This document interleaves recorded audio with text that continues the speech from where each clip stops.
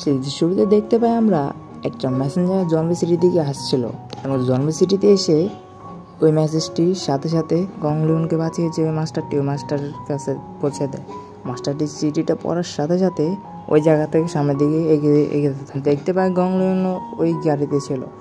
গংলিয়ন জানে না সে এখানে আছে, কিন্তু কিছুক্ষণ পর সে যখন তার অজ্ঞান ফিরে সে দেখে সে একটি গাড়িতে এবং তার সামনে দেখে ওই মাস্টারটিকে। গংলিয়ন বলে, কে আপনি? আপনি আমাকে বাঁচিয়েছেন। ওই মাস্টারটি বলে, তুমি কি বদলা নিতে চাও? আমি জানি তুমি কি, তুমি জম্বি সিটির একজন প্রিন্স এবং আজুরি ড্রাগন সেক্টরের একজন চিফ এল্ডার। এত কিছু হওয়ার পরে দেখো তুমি একজন ডিসেবলের কাছে তুমি হেরে গেছো। তোমাকে ওই ছেলেটা তোমাকে সবার সামনে অপমান ও তোমাকে এমন মান মেরেছে, তুমি মরার থেকে ছুঁয়ে এসেছো, তুমি এমন অবস্থা হয়েছে তোমার। আমি না বাঁচলে তুমি এতক্ষণ মরে যেতে।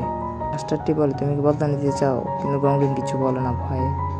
তখন মাস্টারটি বলে, তুমি তোমার এনিমিকে অনেক দুর্বল ভেবেছিলে, তুমি কনফিডেন্ট ছিলে না, তুমি অনেক আত্মবিশ্বাস ছিলে তুমি পারবে ওকে হারাতে, কিন্তু পরে পারো নাই পাওয়ার গ্যাপের কারণে। এই জন্য আমি তোমাকে আবারও বলছি, তুমি কি বদলা নিতে চাও? তাহলে আমার সাথে হাত মেলাও।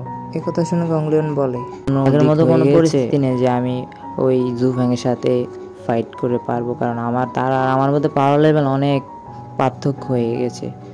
এই কথা শুনে গংলিয়নের ওই মাস্টারটি বলে, ঠিক আছে সমস্যা নেই, ঠিক আছে এখনো সময় আছে, এখন তোমার কাছে এখন আমিও আছি, এখন বেস্ট একটা লাক। আমি তোমাকে প্রমিস করছি 1 বছরে তোমাকে আমি প্রোফাউন্ড লাইনের 6 লেভেলে নিয়ে যাব, এটা আমার ওয়াদা। তুমি কি বিশ্বাস করো? তুমি কি চাও আমি তোমাকে হেল্প করি? তাহলে এখন রাজি হয়ে যাও। তো তোমার প্রথম গোল হলো জুফ্যাংকে মারা, ঠিক আছে? কোনো দিকে নজর নয়, কাল্টিভেট বাড়াবে এবং জুফ্যাংকে মেরে দিবে।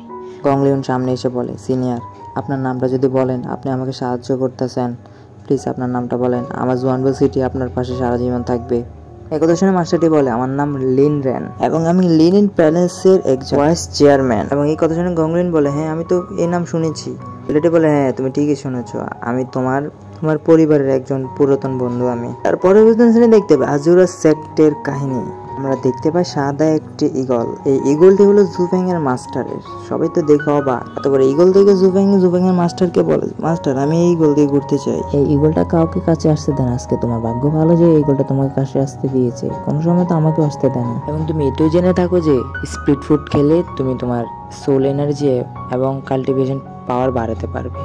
তাই তো তোমাকে বলি আগে তুমি সোল মাস্টার হয়ে যাও, এরপরে তুমি ফ্রুট খেয়ে তুমি তোমার কাল্টিভেটর বাড়াতে পারবে। আমার মতো তুমি যদি একজন ওয়ার্ল্ড স্পিড মাস্টার হয়ে যাও, তাহলে তোমার জন্য সবকিছু সহজ হয়ে যাবে আরো। কিন্তু তুমি এটা জেনে অবাক হবে যে আমাদের মতো ওয়ার্ল্ড স্পিড মাস্টাররাও একটি ফ্রুট পেতে অনেক হিমশিম খেয়ে যায়। স্পিরিচুয়াল ফুড পেতে হলে তোমাকে অবশ্যই আজুরার গোস্ট টাওয়ারে তোমাকে টেস্টেড জিততে হবে। তুমি যদি ওখানে পাস হয়ে যাও তাহলে তুমি পাবা। তোমার ভাগ্য যদি ভালো থাকে হয়তো ওখানে তুমি স্পিরিচুয়ালের ভালো পুরো একটা গাছও পেয়ে যেতে পারো। আমাকে যদি তুমি বিশ্বাস করো তাহলে আমাকে সাপোর্ট করো। আমি তোমাকে কথা দিচ্ছি যে ওখানে কোনো বিপদ হলে আমি তোমাকে বাঁচাবো। তারপরে আমরা দেখতে পাই সুমে দৌড়ে জুফ্যাংকের কাছে জুফ্যাংকে জড়িয়ে ধরে। এই মোমেন্ট সমাজ জন্য বিরক্তর মতো লাগছে। জুফ্যাং সুমেকে বলে, কি হয়েছে তুমি এত তাড়াতাড়ি এখানে চলে এসেছো যে? সুমে বলে, কোয়ানে আমার সিটিতে এসেছিল, সে আমাকে জোর করেছিল বিয়ে করার জন্য, আমি কিছু বলিনি, তাই সে আমাকে 1 মাসের টাইম দিয়েছে, যদি 1 মাসের ভিতরে আমি কিছু না বলি সে আমাকে জোর করে নিয়ে যাবে। জুফ্যাং বলে, আচ্ছা ঠিক আছে মানলাম, তো শুরু কোথায়? ওকে তো দেখতে পারছি না, ও তোমার সাথে কেন আসে নাই? তখন সুমে বলে, ওরা আমাকে বাইরে হইতে সাহায্য করে, যার করে আমি বেগে এখানে চলে এসেছি। আমি পালানো ছাড়া আমার কোনো উপায় ছিল না, এখন আমার শেষ চেষ্টা তুমি যদি আমাকে সাহায্য না করো তাহলে আমাকে তার 1 মাস পরে ওর সাথে অবস্থিত। ওখানে পৌঁছে মাস্টারটি নিজের চিলটাকে আরেক দিকে পাঠিয়ে দিয়েছে। তখন জুফ্যাং বলে, আমরা তো উড়েও যেতে পারতাম। তখন মাস্টার বলে, না আমরা উড়ে যেতে পারবো না, কারণ আমাদের লেভেল কম, যার কারণে আমরা